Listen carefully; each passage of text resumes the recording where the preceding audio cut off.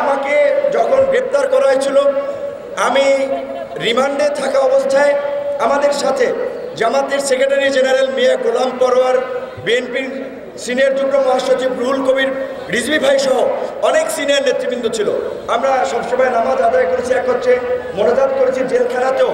মোনাজাতে একটা কথা আল্লাহর কাছে পরিষ্কারভাবে বলেছি যে আল্লাহ, আপনি এই জাতির জন্য উত্তম ফয়সালা দিয়ে দেন, এই জাতির যেই পথে মুক্তি পাবে আপনি সেই ব্যবস্থা করে দেন।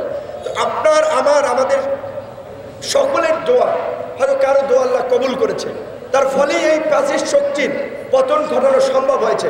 নিশ্চয়ই আপনারা ভুলে যাননি, সমস্ত আন্তর্জাতিক শক্তিগুলো বিশেষ করে বাংলাদেশের প্রশ্নে আমাদের প্রতিবেশী রাষ্ট্র ভারত গত 15 বছর ধরে যেভাবে নগ্ন হস্তক্ষেপ করে আসছে, নির্বাচনগুলোতে যেভাবে প্রভাব বিস্তার করে আসছে, 14 সালের বিনা ভোটের নির্বাচনকে সার্টিফাই করার জন্য ইন্টারন্যাশনালি তারা ওকালতি করেছে।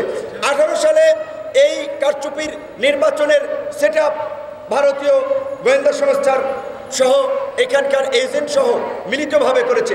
24 সালেও সমস্ত ওয়েস্টার্ন কান্ট্রি যখন বাংলাদেশে একটা অবাধ সুষ্ঠু নিরপেক্ষ নির্বাচনের কথা বলেছে, আমাদের প্রতিবেশী রাষ্ট্র ভারত তখনও কিন্তু এই ফ্যাসিস্ট শক্তির পক্ষে অবস্থান নিয়েছে।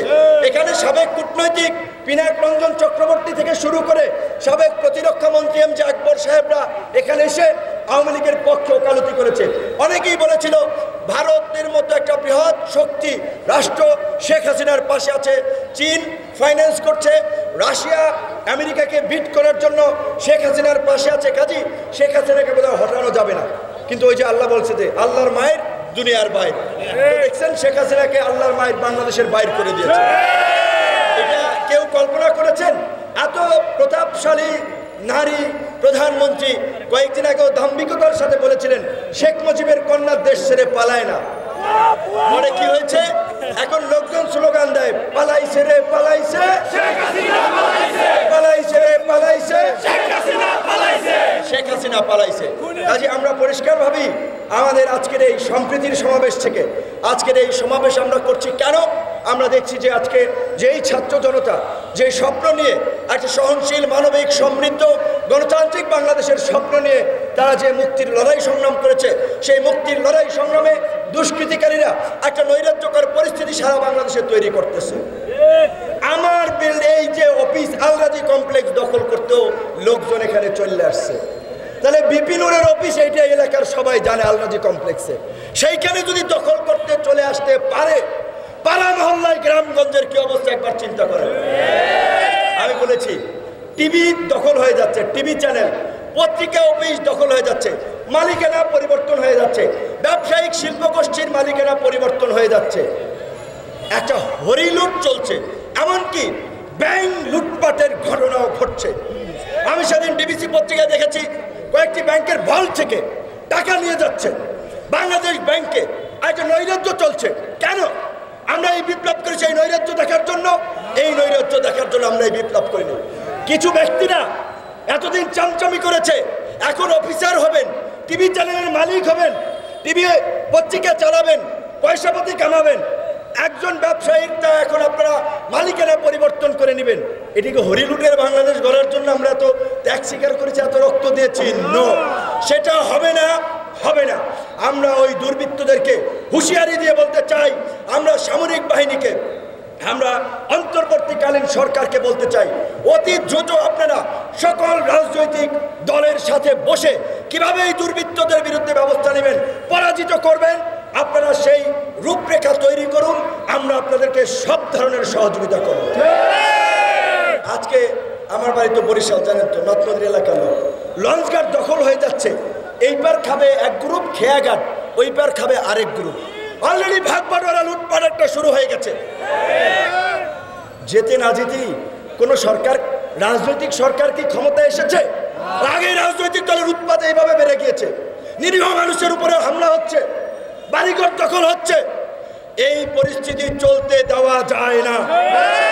তাই আমি ছাত্র জনতাকে বলবো, এই বিপ্লবকে যারা নস্যাৎ করতে যায়, বৃহৎ বিপ্লবে পরিণত করতে চায়, তাদের বিরুদ্ধে পাড়া মহল্লায় সম্প্রীতি সমাবেশ করে এইভাবে নাগরিক, সচেতন মানুষ, সাংবাদিক, প্রশাসন সকলকে নিয়ে দুর্বৃত্ত প্রতিরোধ কমিটি গঠন করতে হবে।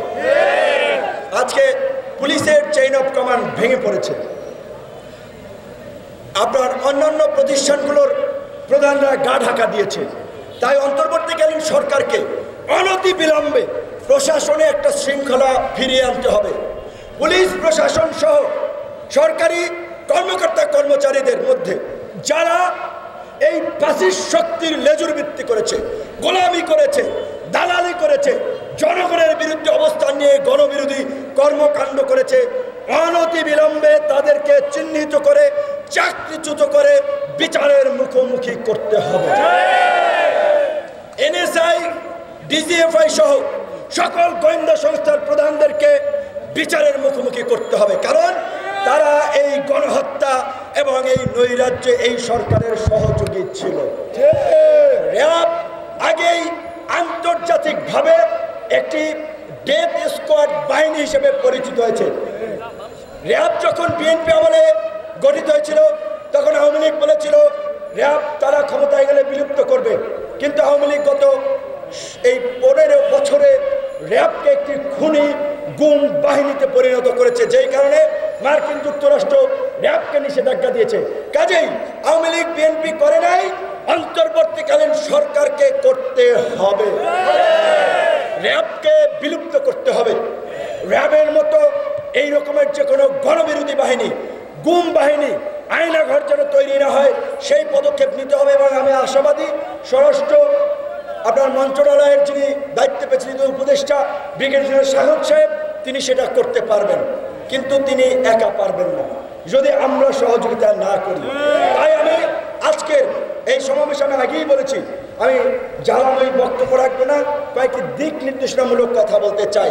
গণ অধিকার পরিষদের নেতাকর্মীদেরকে অন্যান্য রাজনৈতিক দলের নেতাকর্মীদের সাথে আলাপ আলোচনা করতে হবে কিভাবে এলাকায় শান্তি শৃঙ্খলা রক্ষা করা যায়। আপনি তো আইনের লোক না, কাজী আইন শৃঙ্খলা বাহিনীকে আইন শৃঙ্খলার কাজে সহযোগিতা করতে হবে, আইন শৃঙ্খলা তারা নিয়োজিত করতে হবে। পুলিশ, আমি এটা গভীর ষড়যন্ত্র দেখতে পাচ্ছি। পুলিশকে অকার্যকর করার একটা চেষ্টা করা হচ্ছে, ব্যর্থ হিসাবে তুলে ধরে পুলিশকে একেবারে আউট করে দেওয়ার একটা চেষ্টা করা হচ্ছে। গ্রাম পর্যায় পর্যন্ত, থানা পর্যায় পর্যন্ত পুলিশের যে কাঠামো, আইন শৃঙ্খলা পরিস্থিতি নিয়ন্ত্রণে পুলিশের বিকল্প নাই। প্রয়োজনে কিভাবে পুলিশকে যুগোপযোগী করা যায়, এই করাপ্টেড এই মাফিয়া অফিসারদেরকে বিচারের মুখোমুখি করে সৎ, সাহসী, দক্ষ চৌকস অফিসারদেরকে দায়িত্ব দিয়ে পুলিশকে আগের চেয়েও অ্যাক্টিভ, সক্রিয় করতে হবে।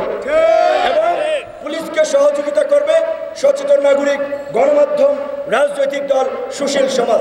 আমরা আহ্বান জানাবো যে সরকারের কাছ থেকে দিক নির্দেশনা যাবে প্রতিটি জেলার ডিসি, এসপি, প্রতিটি থানা, উপজেলার ওসি, ইউএনওরা সেখানকার রাজনৈতিক দল, নাগরিক সমাজ সকলের সাথে মত বিনিময় করে তারা আইন শৃঙ্খলা পরিস্থিতি ফিরিয়ে আনার জন্য অনতিবিলম্বে কাজ শুরু করবে। এবং বিপ্লবের পর যারা লুটপাট করছে, দখল করছে, তাদেরকে অবশ্যই চিহ্নিত করতে হবে। যদি তাদেরকে বিচারের মুখোমুখি করতে না পারেন, আগামী তোরা শেখ হাসিনার চেয়েও বড় ফ্যাসিস্ট এবং দখলদার হবে। কাজেই আমরা বারবার বলেছি যে এই রক্তবান ত্যাগের মধ্যে দিয়ে দখলদারদেরকে আমরা হটিয়েছি, আর যেন কোনো দখলদার তৈরি না হয়।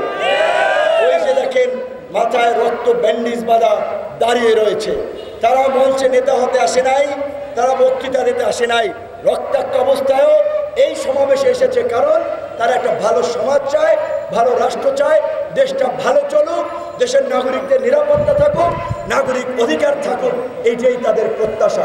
আরও আছে কয়েকজন আমার সাথে দেখা করতেছে, গুলিবিদ্ধ হয়েছে, আমি সময় দিতে পারি নাই। আমি অনেকের সাথে ব্যক্তিগতভাবেও অনেকে কথা বলতে চেয়েছেন, শরীরটা খারাপ থাকার ফলে সময় দিতে পারে, আমি ক্ষমা চেয়ে নিচ্ছি।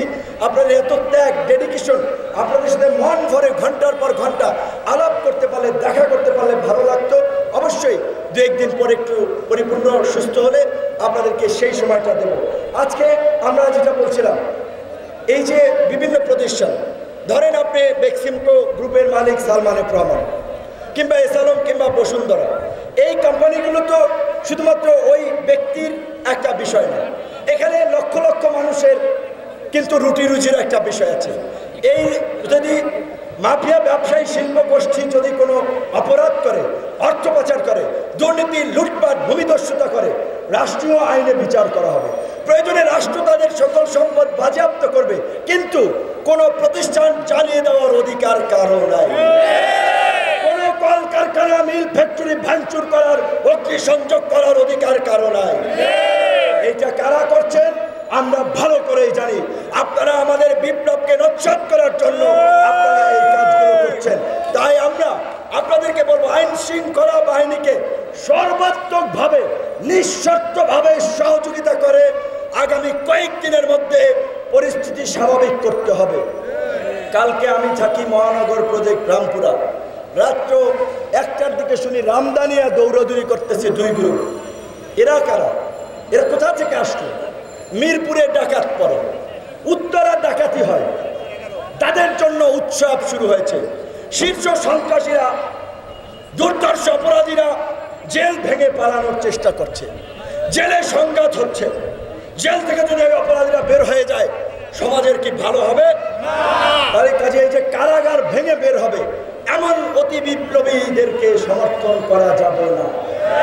এই যে পাড়ায় পাড়ায় ডাকাতি করবে, মাস্তানি করবে, তাদেরকে সমর্থন করা যাবে না। তাই আপনাদেরকে এই সম্প্রীতির সমাবেশে ডেকেছি। আজকে যে সুকুমার বড়ুয়া স্যার, লতিফ মাসুম স্যার এখানে এসেছে, ঢাকা বিশ্ববিদ্যালয়ের শিক্ষক, একজন জাহাঙ্গীরনগর বিশ্ববিদ্যালয়ের শিক্ষক, দুইজনে আমার পিতৃতুল্য এবং আমি ব্যক্তিগতভাবে তাদের প্রতি কৃতজ্ঞ। অত্যন্ত স্নেহ করেন, সবসময় দেখা হলে বুকে জড়িয়ে ভালো পরামর্শ দেয়। আজকে স্যার বুদ্ধিস্ট ফেডারেশনের নেতা ছিলেন, বৌদ্ধ ধর্মাবলম্বীদের বিভিন্ন সংগঠনের দায়িত্বে ছিলেন। তিনি যেটা বলেছেন, আজকে তিনি এই সমাবেশে এসেছেন। তাহলে এই যে আমাদের হিন্দু ভাইদের শুনতেছি বাসা বাড়ি ব্যবসা প্রতিষ্ঠান কিছু কিছু জায়গায় হামলা হচ্ছে, আমি অন্ধভাবে বলে দিতে পারি এই হামলা বিএনপি, জামাত, গণ অধিকার পরিষদ, এই কোনো বিপ্লবীরা করে নাই। এটা স্পষ্টতভাবে একটা ষড়যন্ত্র, এটা দুষ্কৃতকারীদের কাজ।